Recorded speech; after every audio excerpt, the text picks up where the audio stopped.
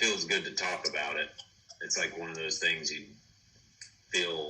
I feel ashamed of to talk about sometimes.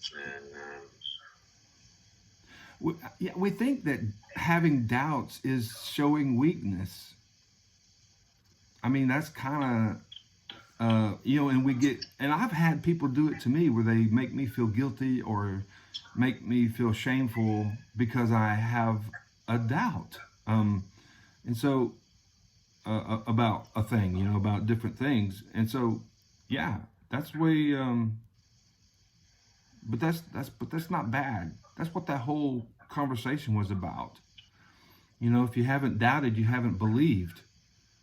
And the reason that they say that is because what you're being asked to believe is so over the top.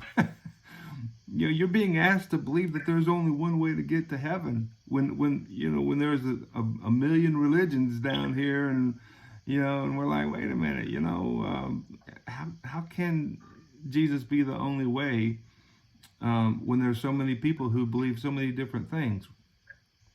But that doesn't mean just because so many people believe so many different things that they're actually right about what they believe, right? Just because you believe something don't make it true. And so Christ backs up his "I'm the only way to God" through the resurrection, the historical event, documented by people who don't love God, people outside the church, people other than the 12 apostles. It's backed up in a historical event. So there's plenty of reason to believe and put our faith in Christ as the only way to get to heaven. The other reason that we tend to think that push back on the "I'm the only way," and have questions about that is because of our own sin, our own shortcomings. I mean, how can I be saved? I'm so guilty of so much. How could God love me? And so to doubt shows that you're thinking. David Platt and others have said it too, but how can it be that we so easily, this is like so important this conversation, but this point too, how is it that we can so easily just walk the aisle and sign a card and say, oh, I'm saved now because I signed a card?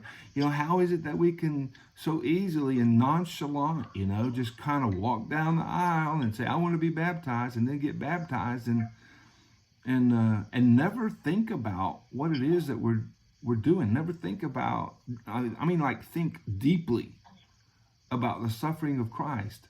I mean, why would he have to suffer so much rejection if my only offense was that I have shortcomings? Why would Christ have to suffer so much if all I've ever done wrong was, well, I made a few mistakes? I mean, it's worse than that. Our sin